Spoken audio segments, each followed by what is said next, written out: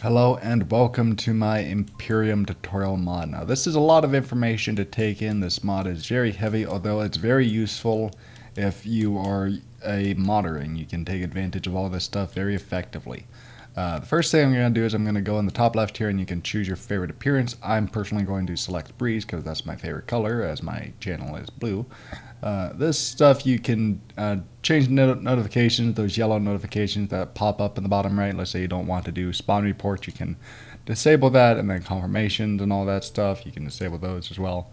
Now I'm not quite sure what some settings are in Imperium, but I will do my best to explain all the other settings. So what we have here is we have player settings, God mode, invisibility, infinite sprint. God mode is you cannot die. Invisibility is you can still die, but monsters will not be able to see you and change their behavior if they spot you. Infinite battery means you won't have to charge anything, and jetpacks would always be pegged at 100% battery, and flashlights and all that other stuff. Night vision, you can see in the dark better, and if you don't like anything, you can just hit reset. Field of view, as you can see, does this to your visor, which is pretty fun to see. If you don't like it, you just change it back to normal. Movement speed is exactly what it sounds like. You take that to 20, take it to 5, 5 is the normal. Jump force, you can go really high if you take it to 100. Unlock shop. So what unlock shop does is you can go to shop and everything will be, oh no, that's not it. Go to store and everything will be available to purchase. You don't have to wait for things to come into rotation. You can just buy anything you want at any given time. Moving on to ship settings, we have instant takeoff, instant landing, override doors, mute speaker, prevent leave, and disable abandon. I'm not quite sure what disable abandon means, so if you know, please leave a comment down in the description down below. Animation skipping, players spawn, interact, hold. So a lot of these animations will be skipped, especially if you want to get moving as soon as possible. Now we got some things here. We have like pause time, and it's nice about pause time is things can still move, although the sun will not move in the sky at all. So it will always be 1 p.m. or whatever time it would be whenever you turn it on. Real-time clock means it will always advance. So as soon as I take off pause time, you will see it start ticking up naturally. And instead, if I shut real-time clock off, you can see it jumps forward quite a bit whenever it updates. It jumps about 5 seconds at a time. Permanent clock is helpful because if you're in the facility, the clock will fade away, but permanent clock allows you to still see what time it is while you're in the facility. And then you have the time scale thing here. You can change it to whatever time scale you want, which is pretty helpful. So alright, and then you have quota and credit. So you can change this to whatever value you want. So you can do 5,000 here and your terminal will be updated with 5,000 credits. Also, you can disable the quota, which is pretty nice, and you can also fulfill quota and reset quota back to 130, which is very nice. You can also change the deadline, although you can't really change it above 3, which is somewhat annoying, although it doesn't really matter if you can just disable the quota entirely. Pause indoor, pause outdoor, and pause daytime spawning. This is very nice if you don't want any entities to interfere with your testing of your mod pack, whether that be with certain items or whether that be with certain entities that you do not want interacting with other entities just yet. Level seed, you should be able to see level seeds as soon as certain players spawn in. So on YouTube channels and live streams, you can see certain seeds as soon as the game is loading, and you should be able to just copy that here and hit enter on the specific moon, and you'll be able to experience what the person in the video saw if you manage to get their level seed correct, just like Minecraft. So I'm not quite sure what this area does here, so if you know, please let me know what all these different icons mean. So visualization, you can toggle certain things. So if you want to see interactable triggers, you can see all these nice little helpful areas of what the different hitboxes are for the different things. That's nice to be able to visualize if you're wanting to add something new. Anomalies, you can see anomalies, all this other employees, foliage. Foliage doesn't really have a collider. I don't know why it's really on there. Yeah, a lot of this stuff is very nice to have. Tile borders, map hazards, and whatnot. Very nice to see all the hitboxes of how your hitboxes show up in-game if you're a modder. And as you can see, VOW is naturally pretty foggy, so you can turn that off, and you can also disable the global volume, making it more easy to see. You can turn on the ground fog and skybox volume, steam leaks, and numerous other things. Frame settings, all this stuff here, I'd recommend you leave on, as some of it is just pretty useful to have. You won't really notice if you turn anything on or off here, but it's still nice just to keep all this stuff on. Self-processing, you can turn that on or off. I'd like just leaving it ticked on all the time. Player overlays, you can see the stars overlay. I'm not quite sure what that means. Okay, that was loud. So you can also turn off the HUD visor and the player HUD, which is pretty nice to do as well. Player filters, you have the fear, underwater, flashbang, drunkenness, all that stuff you can disable. Resolution, you don't really notice too much of a difference with this, so I recommend you just leave it to its normal area, as you won't really notice too much of a difference with that. And with this area here, you can teleport to these different things. So let's say I want to teleport to the forest giant. I can go right there, and I'm not going to die because I have God mode on, which is actually quite nice.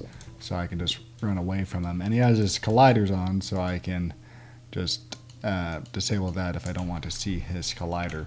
So you can teleport things to you. So let's say I want the clipboard to me, I can throw it right there and it will spawn right there. But you can't really do that with things. So Flower Man, you can't bring him to you, you can't do anything there, but you can go specifically to them. So you can go to the crawler in the facility if you want.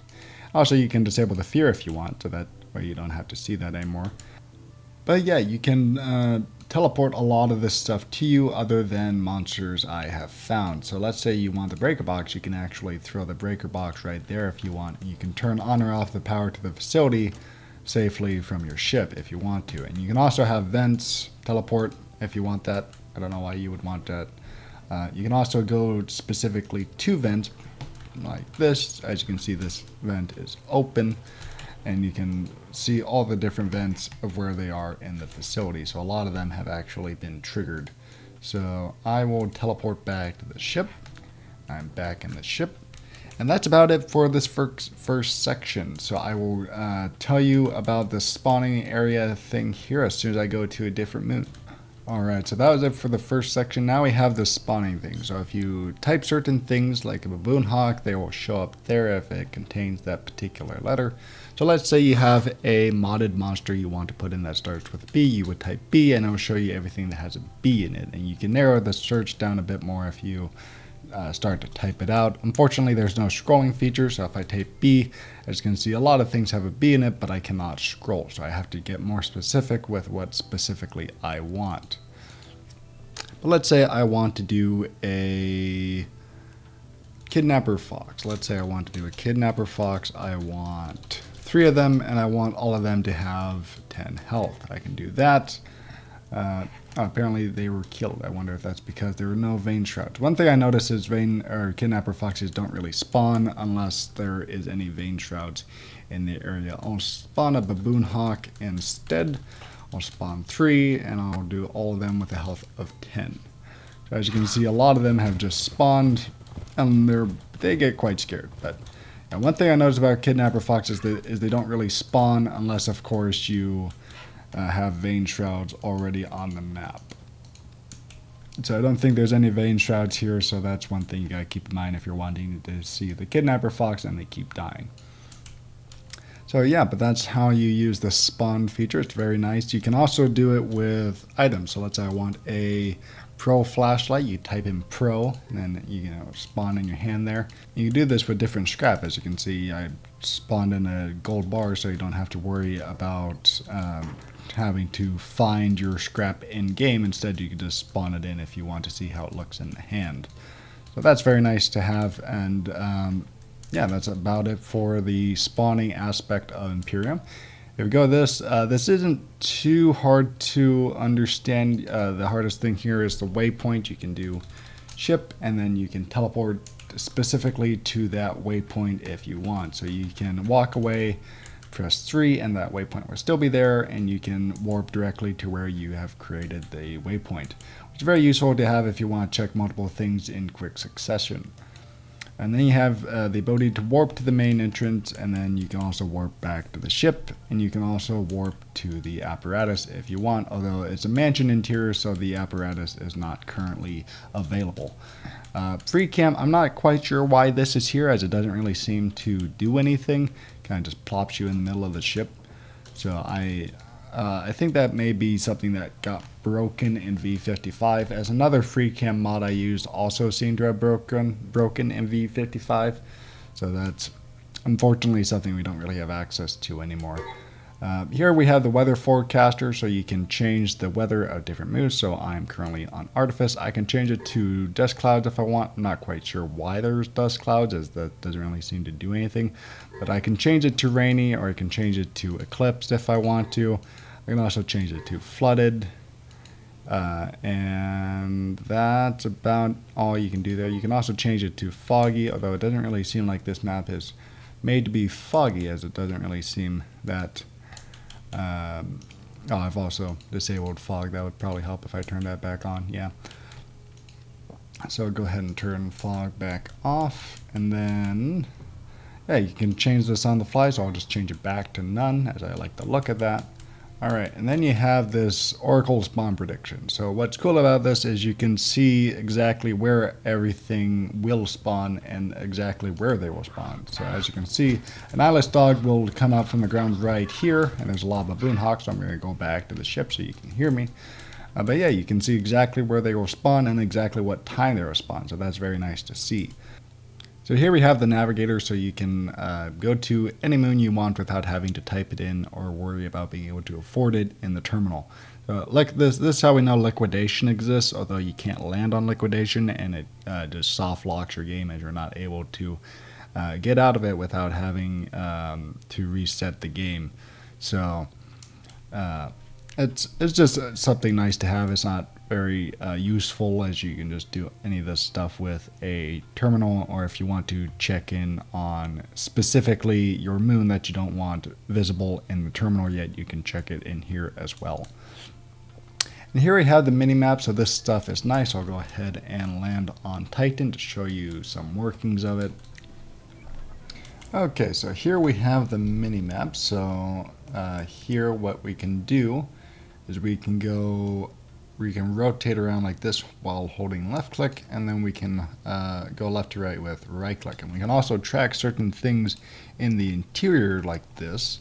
As you can see, there's a masked enemy walking around in the facility here. You can also do that with turrets, so you can see where all the turrets are, and you can see where the breaker box and the vents are. That's cool to see. You can also enable certain things, so if you don't want to see certain things, you can disable that there. So if you want to disable the room, for instance, you can just disable that. So that's pretty cool to see that you can do all this, and it's very nice to see where everything is at a certain period of time. But yeah, this is the exact same thing as it is in this thing right here, this monitor on the ship here. But yeah, I think that's just about it for this Imperium tutorial. So if you have any questions, go ahead and leave them in the comments below, and I will do my best to answer them. So I think that's all for now. So until next time.